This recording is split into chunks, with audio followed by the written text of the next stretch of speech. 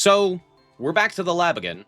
Hello guys and welcome back to another cold episode. On today's episode, we are taking a look at Labrynth, and the reason for this is because it's been a long time since I have played Labrynth, and I decided, hey, it may not be the best time to play Lab, but I really do want to play it. It's just fun. It's a fun deck for me. So, here is what I have been playing. It's basically hand trap, quote-unquote, hand trap variant of Lab, utilizing a lot of plays on the opponent's turn so that we don't immediately die to anything under the sun. Yeah, that's pretty much the idea here. So, we're going to go through the card by card and the explanation. Starting off with the monsters, the important ones are Sovitorbi and Chandelier, as well as Arius. All of these are getting us access to additional traps on the opponent's turn, or just access to things like rollback in the grave, or a backjack that we could potentially utilize, something like that. We're also playing backjack as well for that discard fodder.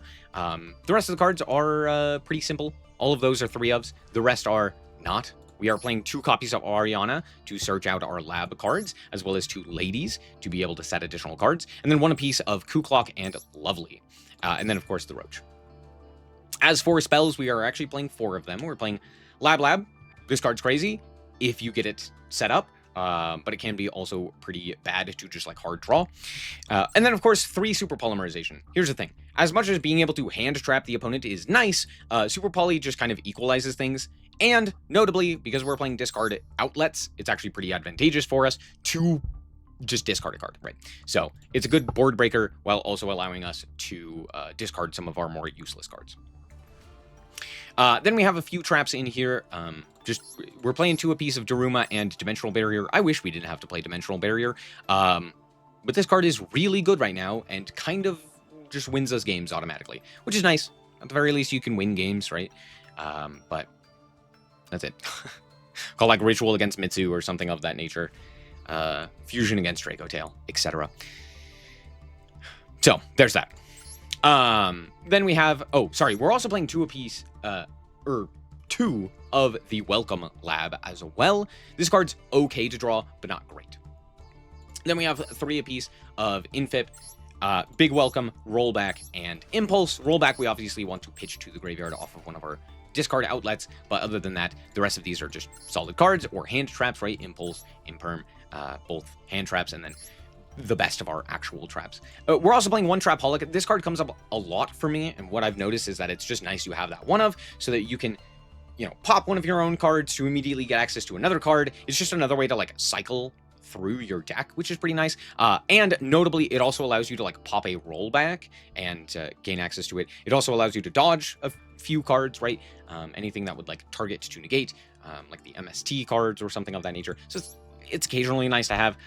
It's not too mandatory, but it is nice at the very least. As for the extra deck, because we're playing Super Poly, we're playing a whole bunch of targets for it. This is also one of the reasons why I decided to play Super Poly. I have a ton of extra deck space. Why not throw in a whole bunch of targets for it? So we're playing Muddragon, we're playing Garura, we're playing Adagnister, Earth Golem, we're playing Starving Venom, we're playing Secretarion, and we're playing Guard Dragon Ulmar Duke. We're also playing the 2 Chaos Angel, a Typhon, Link Karibo, Anima, Almirage, the 2 Muckracker, and an SP. For the most part, Chaos Angel and the Link ones come up a lot. Muckracker comes up, and then Typhon, and then the rest are occasionally. SP, I don't think you really ever want to go for, or even have the ability to go for very consistently, because you get Fiend locked pretty easily. But there you go. And that's it. It's a pretty simple deck. We are playing some Floodgates, but for the most part, it's just kind of control. It's pretty fun. Let's hop into the duels. Alrighty, so here we are going second, and this is a pretty good hand. Impulse, the rollback, we have a starter, we also have the discard outlet. It's pretty good. My opponent is going to reveal that they are on Blue Eyes. Okay, interesting. This Impulse should be pretty good. Notably, there are a few ways that you can interact with the Blue Eyes deck, but notably, Sage with Eyes of Blue is very bad into Impulse. So, like, as soon as they activate the Sage with Eyes of Blue, we can just Impulse it, and then they're kind of stuck, right? Now, that being said, they could just end on, like, 2 Spirit Dragon and then just pass the turn. They never do that. They never will. So, yeah. Out comes Spirit Dragon.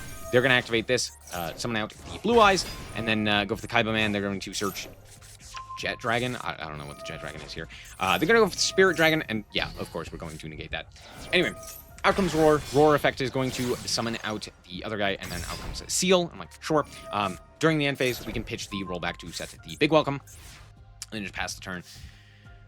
Coolio. Imperm. It's a funny draw. I normal summon the Chandelier, go to combat, force out the Seal, and then just pitch my own Welcome to set another Welcome from the deck so that the Seal doesn't bounce, and we get the access to it. Oh, I actually set the Field Spell. The Field Spell actually comes up clutch here. I forgot I did that. Because, yeah, they go for the Kawakimaru Drago, and I'm like, oh, yeah, we'll just skip a turn. Because this is a terrible card for both my opponent and myself. So, sure. But notably, I did draw Imperm, which is pretty nice.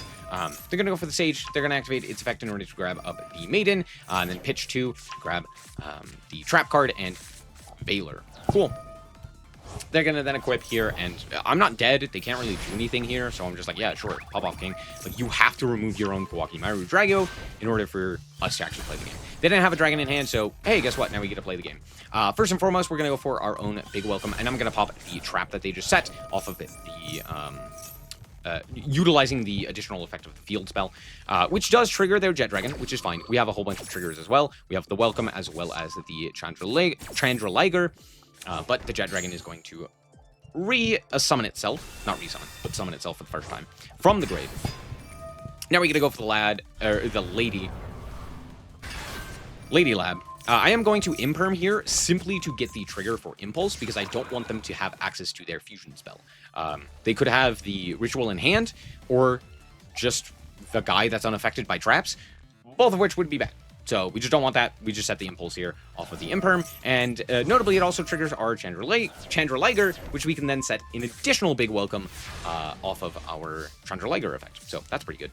We draw another Imperm, which is funny. But yeah, we're just going to go swap this guy to attack position, activate the effect of the Welcome Lab. That triggers their response for the Ultimate Fusion. And then I activate the Dominus Impulse, which allows us to chain and set a Trap Holic. Here we can actually just pop the Jet Dragon and activate the Lovely Lab. We're going to activate a whole bunch of effects in sequence. The Lovely Lab to pop a card on the field. We are also going to activate the effect of the Chandraliger in grave, and the Lab, which can special summon a guy from hand or grave. They're going to Valor. Here's the thing. We have a very funny thing that we can do. So we're going to go for the Big Welcome here. They're going to chain as well, but Big Welcome is going to resolve, bouncing back our Lovely, no target. Then we get to special summon out with the Field Spell, because guess what? That is a Labrynth. Or actually, it's just a Fiend, I believe. Yeah, a Fiend monster in hand and or grave. So guess what? It's back now. So we can use this effect later. And we got Oriana off of it, which is pretty funny. At this point, I believe my opponent just concedes. Before the chain even resolves, they're like, oh my gosh, oh, I got owned, which they did. Also, notably, we can pop the trap card there with the effect of our Lovely so that their field goes away. Sure, the Jet Dragon comes back, but that's not really that big of a deal when we have like a million ways to answer that and to either bounce it or destroy it or whatever it may be. So I'm not too concerned about that. Good game. Alrighty, and here we are going first. Pretty good hand, but not exceptional. Let's see what we can accomplish here.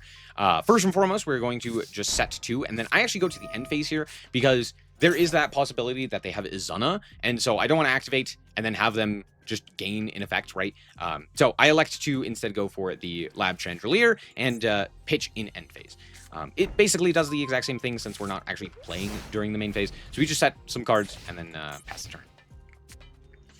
Out comes Rhoda. Okay. Vanquish Soul Raisin. Not too surprising.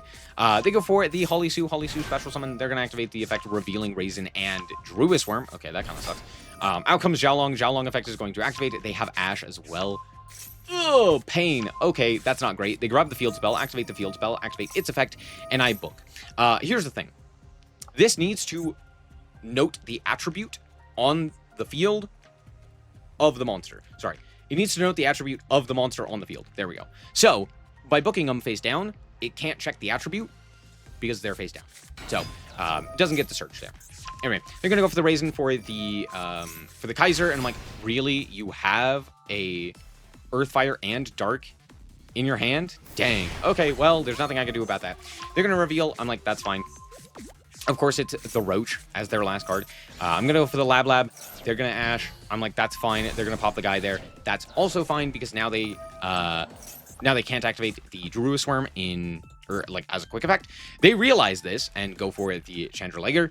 I'm like, okay, there's nothing I could do about that unless I wanted to waste my rollback here, but I don't. We're going to wait for the end phase, go for the rollback here, and go for the rollback. There's the Roach, of course. But that's fine. We grab the Ariana. Hopefully we top deck something good. It's a second rollback. That's actually pretty good. To be fair, it's not great, but it's something. We're going to go for the Stovey Torby. I think I should have grabbed Chandelier here just to add that guy back to my hand as opposed to putting it on the field. Actually, no. Stovey Torby comes in clutch here because we can actually go for the rollback here. Activate its effect, summon out our lovely effect is going to activate. We're going to activate the effect of our Stovey Torby. They're going to reveal the Raisin in hand and go, oh, SpaghettiOs. Do they have another name? No, it's just the one. Okay, cool. So we're not dead. But we are at 850, which means that a single heavy burger does kill us, which kind of sucks. But that's okay. We're going to reset the Daruma Cannon, and then I go for Chaos Angel, and I banish the Druid Swarm. The Druid Swarm kind of is the biggest problem for me. I have a way to deal with the Vanquish Soul start, so I feel like the Druid Swarm is just worse for me. We're going to go to combat, walk up the Xiaolong, and then set pass. Now, here's the thing. They know that I play Super Polymerization, so they might be hesitant to play into the Super Poly, but the idea is that I kept the 2 Earths on field that I can use as Super Polymerization targets with the Super Poly set. So that was kind of the idea there. Also, it keeps the Xiaolong off the field, which is arguably worse. Arguably better. Anyway, they're going to go for the start. I have the ability to bounce with the Grave effect of the Big Welcome, so we just bounce there. They go for the Rock. Okay. Add to the hand the Raisin. Sure. Yeah, kind of expected to activate the Raisin. They grab Burger, and I go, uh-oh. Okay. There's a high chance they have an Earth or a Fire. Either or does it. Either an Earth or a Fire will kill me here because they have Raisin and Holly Sue on field. So I'm like, okay, that's a bit scary. They're going to go for the start here, and I see what they're doing, okay? If they allow or are allowed to crash the Raisin here, they get to put, I believe... No, because they already have a Fire. I have no idea what they're doing here, but I forgot that they had Xiaolong engraved that they could add back off of the rock. Yeah, I don't know what this is. I'm very confused. Anyway, I panic.